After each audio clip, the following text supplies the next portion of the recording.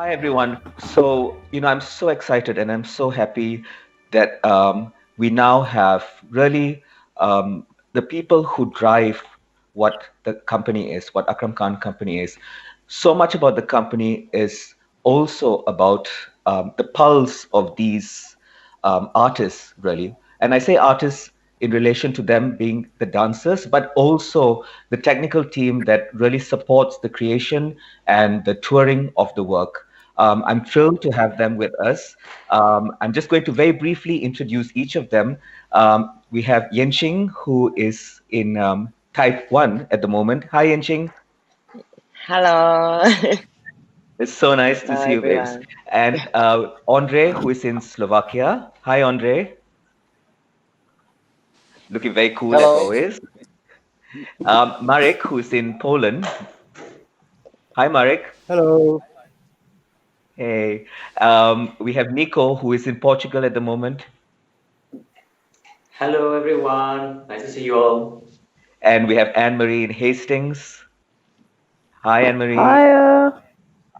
And Christina, who is in, I think you're in Austria, Christina. Hi. Hi, everyone. We have Rich, who is, I think, are you in Dorset, Rich? Yeah, I'm in Dorset. Hi, everyone. And finally, we have Sade, who is also in London. Hi, Sade. Hi, everyone. Hey, it's so lovely to have you guys with us. Thank you so much for taking the time. And I just had a conversation earlier today, which was so beautiful with Chanel, Moya, and Gregory, who of course were the initial dancers of the company. And I think there's something so specific about the spirit that kind of exists within the family that is the Akram Khan family. Rich, you are really the big brother that takes us all on tour, and you've kind of led the company, both dancers and the technical team, through, really going all over the world and through several productions. Can you just tell us a bit what the spirit is of the company that is specific to this company? The spirit is the whole touring team working together to produce the best possible performance. That's the spirit of the show, and everybody has that common goal.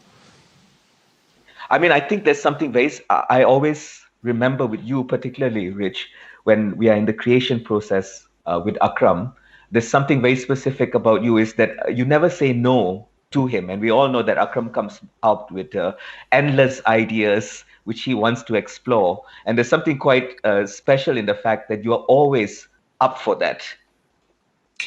Well, I never say yes either. So I made a Yes. conscious decision when I started working with the company as their technical director not to immediately say no. I think a technical mind immediately says no because they're looking for a problem. Yeah.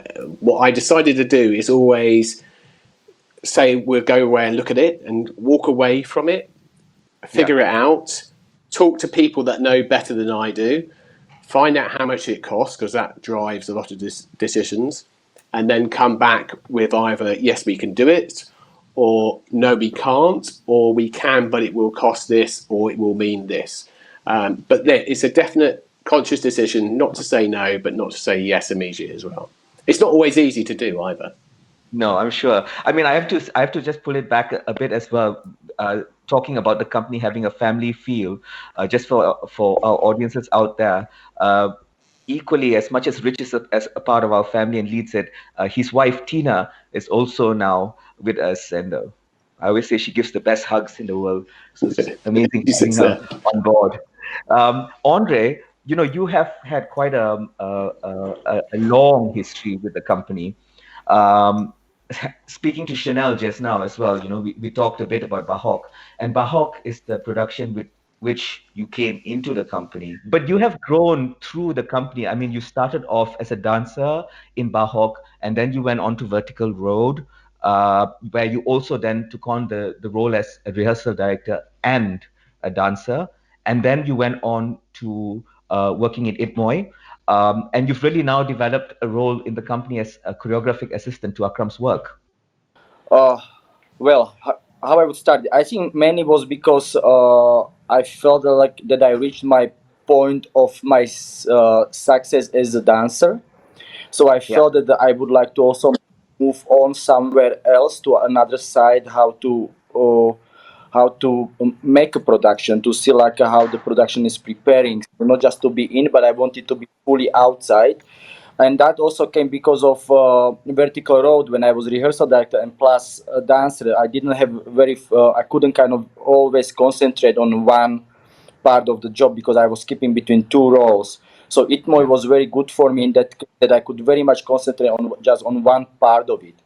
And the second yeah, reason was because I got second boy coming on into this world. So that was another thing that I realized like I want to be more with my family because I started to felt it as well like that it's not it wasn't so good when I was constantly away, and so as a rehearsal director or choreographic assistant, I could get also a bit of more freedom in terms of the work, and I have to say that this is more like I have to thank you to Akram for this, that he gave me that opportunity and that space for it, that he took me as a assistant choreographer because of yeah, also this reason, yeah, that he gave me that he understood that yes, the family is important and I need to be more with them and have more freedom as a yeah, father and husband of the wife and having kids. yeah. I And mean, Sade, you worked with Andre in Vertical Road as a dancer, but I want to also pull you back. You were also in the Olympics, right? Yes, yeah. yeah, Can you tell us Yeah, I what was that in experience was the. like? That's, I mean, such a momentous event, if you like. Farouk and Akram talked a bit earlier about that whole event. Can you tell us what that was like, the Olympics? I mean, the Olympics had a bit of a special touch for me because when I was younger, me and my sister were training as athletes. So in our mind, we always wanted to be in the Olympics, and then to be in London Olympics would be extra special, and that's what Yeah, we were training for. So yeah, that transition when we went into dance, we kind of chose passion instead of our mind. If we was yeah, following our mind, we should have stuck with athletics because we were good at it. But our hearts was like we love dancing, love the feeling of it. And although I didn't necessarily look back, I was always wondering, did I make the right decision? You know, definitely my family was like, "You're crazy. What are you doing?" But yeah, I was always a bit like, did I make the right decision? And just to step onto the track and actually perform as a dancer, but still making it into the same stadium, it was super special. And I remember when we were doing the tech, they said after the dance, you can wave at the audience and smile. And me being yeah. a Londoner, being a bit cool, I was like, no, I'm not going to wave. I'm just going to finish and bow. But literally after the show, I had this kind of euphoria moment. I was like, like crying and everything, trying to find my mum. So it was just a beautiful event. And just to work with 50 dancers from like Europe and London was just fantastic. It was beautiful. In fact, that was the first professional piece that me and my sister danced in, Yeah. Yeah, your which was sister, of quite course, being nice. Christina. Hi, Christina. I have to bring you in here. You know, the company is now. We also have, for example, Aditya and Maithili, who are brother and sister, working with the company on two separate productions. We have Tina and Rich, who has. We seem to have Yeah. this family thing going on in the company. I'm curious to know, and I hope this is the case, that when you came into the company, being twins, you and Sade. Was there space for you to be really two individuals as well? When I started, kind Yeah, of yes, because Sade was still on tour with Vertical Roads with Yangxing and Andre and the team. So I started to meet Akram in the studio and we were researching Itmoy. So yeah, Akram got to know me in a different way before meeting Sade. It was only when we had the creation in Grenoble, the MC2, where it was the first kind of time of being in the studio with Sade to work on Itmoy. And yes, we had space, but also I felt like it was a prison at the same time in the sense that I lost my identity. And rather than me being myself, I became a we or a us or the girls or you guys. So it was quite a difficult process for me, for my first creation with Akram to also my first creation with my sister. It was a really strange environment. But what was nice is that we had like Andre, we were quite honest with him, and he kind of knew the challenges that me and Shadi were going with. So he kind of like fought our corner of trying to help us find a role. And the same with like Akram, we were able to be super honest with him and tell him our frustrations and things that we were dealing with, like all our demons during the creation. And during the Itmoy creation, everyone has a lot of stories of emotionally of how we felt, because it was theatrical and it was physical, and somehow it was like personal because you're dealing with your emotions to tackle these characters. There's a lot of demons that we had to go over during the creation. So it was a tricky one. I mean, Yenching, I have to ask you, because you were in Vertical Road, but then you were also in Itmoy, of course. Can you explain a bit about the kind of process? I think with Akron's project, each project he need different people. It's not like it's not like the whole team from beginning to the end. So I think it's normal for dancer have to be able to adapt whatever situation is happening in the studio. Yeah, and I remember during Vertical Row, many of us always telling Suman, our rehearsal director, can you give us 5 minutes before we can come in? Like, we just had enough. We just need 5 minute break. We get out of the studio and we will be back. That's during the Vertical Row. But I think in Itmo it's different process because we have two different styles, rehearsal director. It's also challenge. I think it's quite challenge for dancers as well. Yeah, but I think it's all for those two process. I always learn things from two different production because they are different people, different character, different background. Yeah, so I can't be too specific, but it's always for me. It's the people. Yeah. Sure. I mean, talking about people, Nico, you had a very specific entrance into the company because you jumped into a role. I think, if I'm not mistaken, you learned it in less than a week, for sure. Can you just, Yeah, I jumped in after the first three shows. They had a premiere in Grenoble. This is And Itmoy, yeah, just to be clear. It was in exactly Itmoy. correct. Yeah. Yeah, was in Itmoy. I remember, I think it was 2 or 3 days before the premiere. Jose called me asking me if I was free. I was in Amsterdam. I didn't dance for 2 years at the time. It was 2013, and I said yes. And then remember the first 5 shows or 3 shows were done by Andre, and then in London I jumped in on the third show after 3 hours Inside as well. rehearsals inside as well. But luckily the role that I had was a very specific one. It was an isolated role, which didn't have. I mean, of course, was connected throughout the piece with the rest of the group. But I was lucky enough to live separately from them. Indeed, when I reconnecting to what I think Christina was saying, that when I joined the show, everybody was so tired. They were really, really tired. Right. And I remember, okay, let's leave this guy this space. So we just have to work. We have to be super professional. There's no time to make friends. And that was it. But then, it was nice to have the space to enter in the character and enjoy the performance. Yeah. I mean, I want to go to Marek from here. Well, I started with the company like in 2010 in the office, first as an intern in that department, as you said. And throughout there, I got to get all the people, and the way the company worked, as Rich mentioned and you mentioned as well before, it's a family. And you get to connect with people. You get to not only like work in your own specific sort of like set of responsibilities, but you learn from all the others. And throughout that, I kind of like wanted to go beyond the administrative process and tour manage. That was sort of like goals I wanted to achieve within like some years.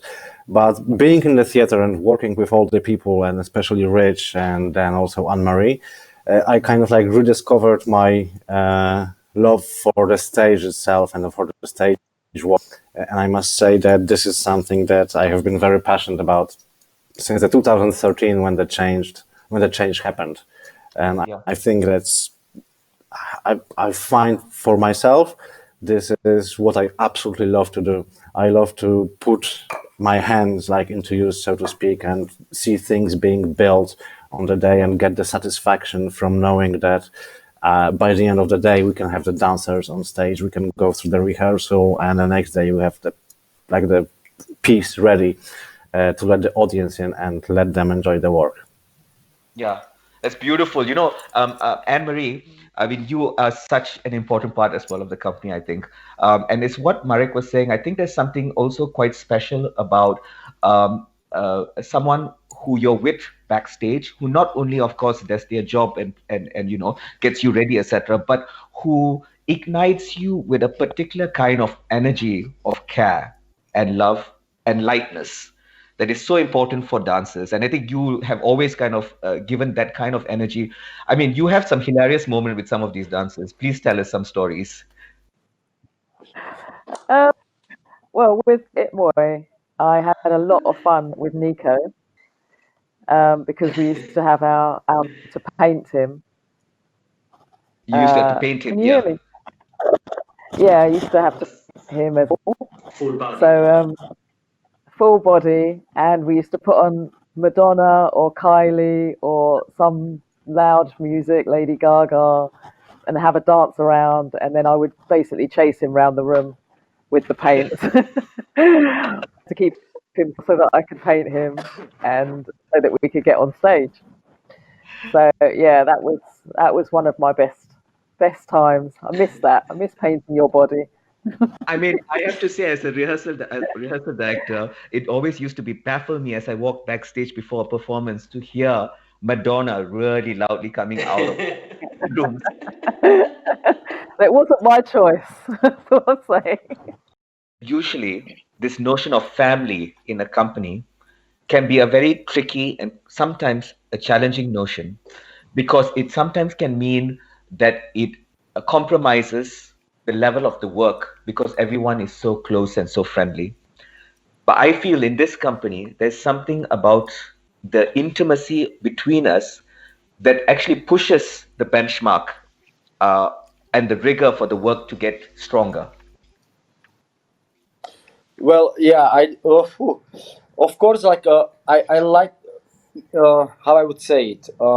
As I said, like that experience what I had as a rehearsal director, I will just probably just again reflect on that point, like that whole intimacy and friendship and stuff never was used against me, or like that. We've been always, even when we were so close, there were each of us know like where is our level and what we have to do. So when the show was happening or when we were performing and all of us together, we knew who we are dancing for. We knew like what Akram and Akram Khan company represent in the terms of the artistic world. So we always wanted to achieve that level because we set up, or Akram Khan company set up certain level in the dance world. So Yeah. therefore, I think all our energy on as a performer, we were always trying to do the best as we could. Yeah. I mean, Christina, as you as one of the dancers, and I think no one can deny. I mean, the level of touring, the intensity of that level of touring, is really quite well. It's so intense.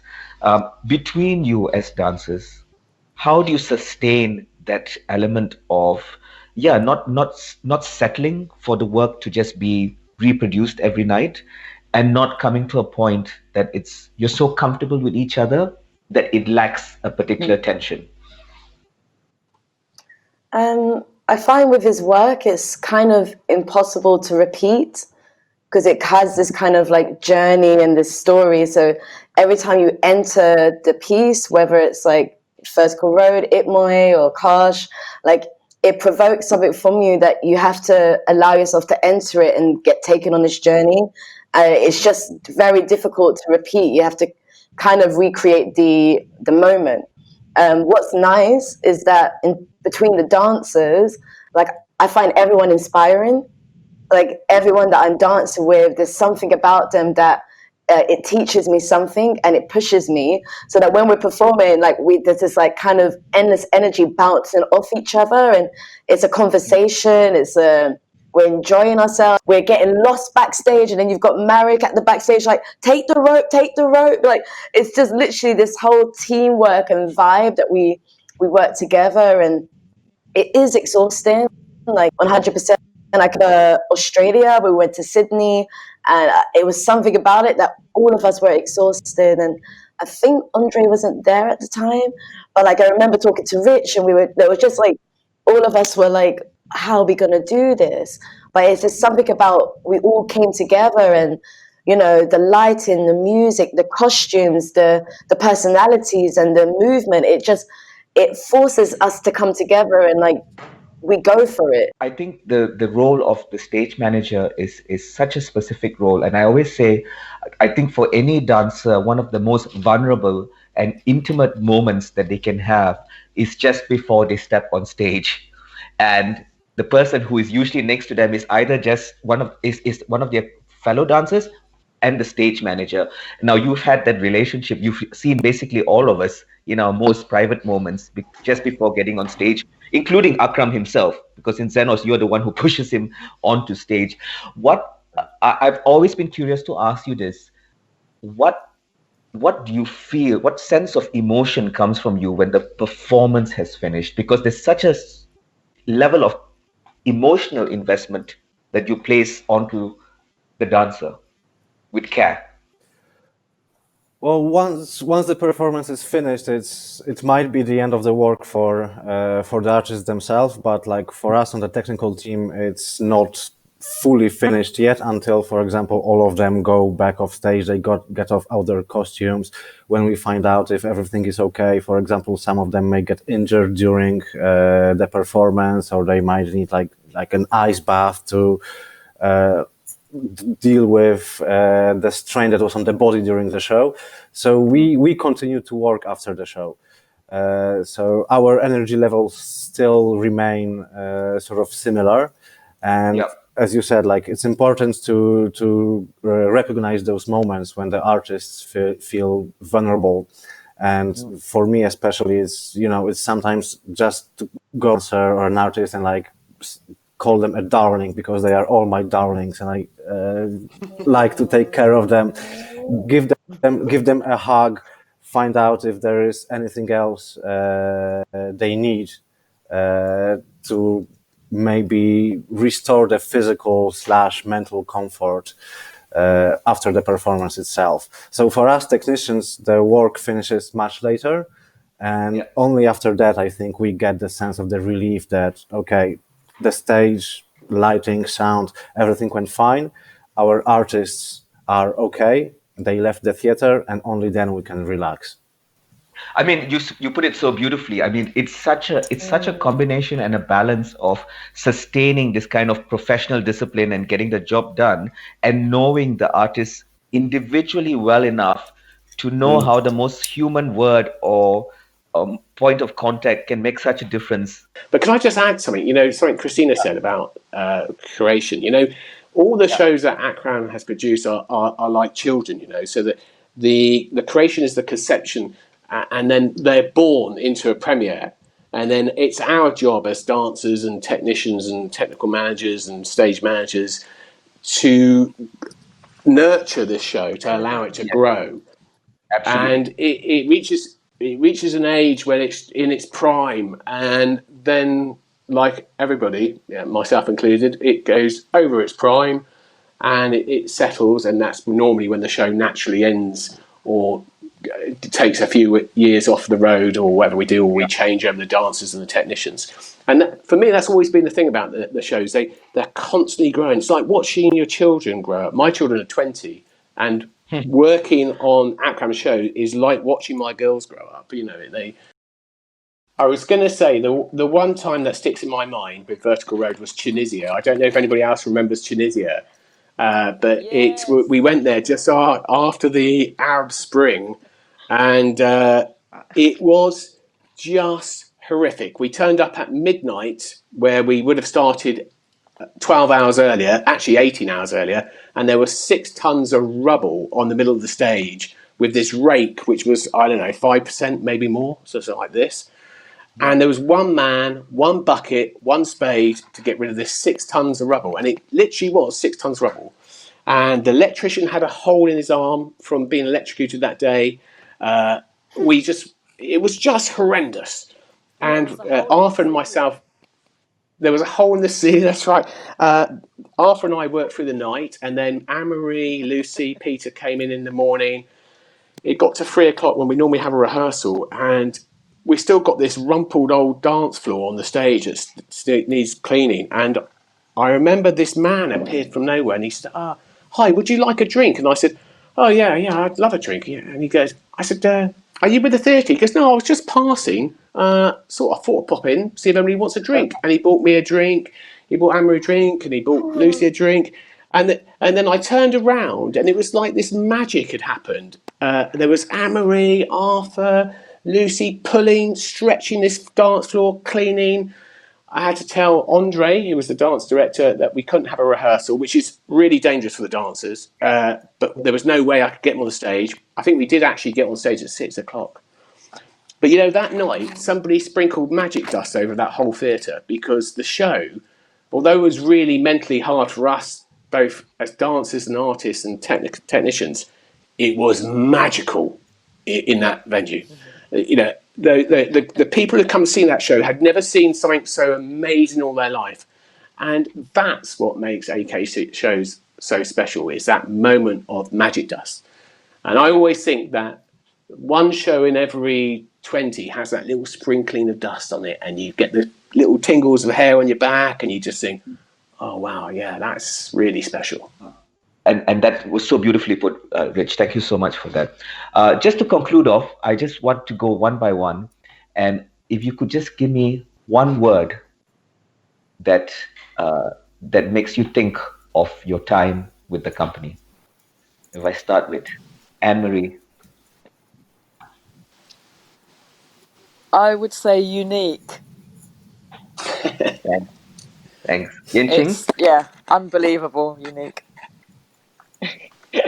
One word. Can I say 3? You can say 3. I was keep it alive. Thanks, Vips. Andre. So one word, like what the company represents, right? For you.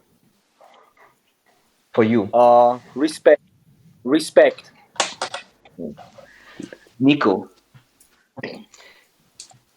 For me, would be growth. Marek. Trust. Shade. Well, one word for me would be love, but there is one word that kind of stuck through the whole tour, and it was kind of the first kind of message I got from Akram before my first show. He just said, "Be ferocious." Yeah. So that would be the word of Akram. Christina. Support. Cool. Rich. It's easy. Magical. As a choreographer and a dancer myself, it was so inspiring to be a part of that process. And the one thing that I noticed that was common throughout all his pieces was how Akram Khan is able to allow the dancer to truly embrace their power. How he is so curious to know, to seek, to understand the people, the world around him. And from that, he takes a lot of inspiration and what he wants to create and communicate through his work. For me, whenever I see him, I'm seeing so many, before we can only see his YouTube videos, but it really inspires. to work, to think. So always I try to bring some kind of element what we can do it in our dance form. But Darbar Festival, when I worked, I understood how how detail and thinking, nuances in entire the project, how we can turn it to something else and the thinking something else. So it really made me to think more on this as an artist. I'm really thankful to him, give me that kind of experience and inspiring me always. I still remember to this day, I try to apply to my dance as well, where he said how important to be on the stage in that moment and surrendering yourself to the moment as well. And it was beautiful memory and inspiration overall. It gave me a magnified lens to look at Indian classical dance form and also to put it on a wider landscape. I am extremely thankful to Akram sir for showing me a process to look into my art form and also move in it, not just physically, but also very much internally. I think it was just such a beautiful representation of the culture that AKC never fails to bring in terms of, we're supporting one another, dig deeper into the creative process. We're just supporting one another in reaching that high level of mastery and excellence. The whole process has changed my perception of how to express my thoughts through my body and the concept of perfection. Over the last couple of months, as I've been trying to find ways to connect with my dance, that week at Sellers Wells has been on my mind a lot. And a lot of things that were said and done and taught to us by Akram and Maven Anna really resonate with me today. One of the things that I really remember was towards the end of the intensive, we were walking through this Malari sequence, and it was the end of the piece where we're dragging in the chariot procession carrying the goddess, the Devi. And Maven kept insisting that we stop pretending, we stop acting, putting on this facade, and really be in the moment. And he had us screaming, "Amma, Amma," from the bottom of our guts. And by the end of the music, you could tell there was tears in the room. My hands were trembling and shaking. And I think we just knew collectively that we had reached this still moment of truth. And that's a moment that I'm chasing still today. Happy 20th anniversary, Akram Company.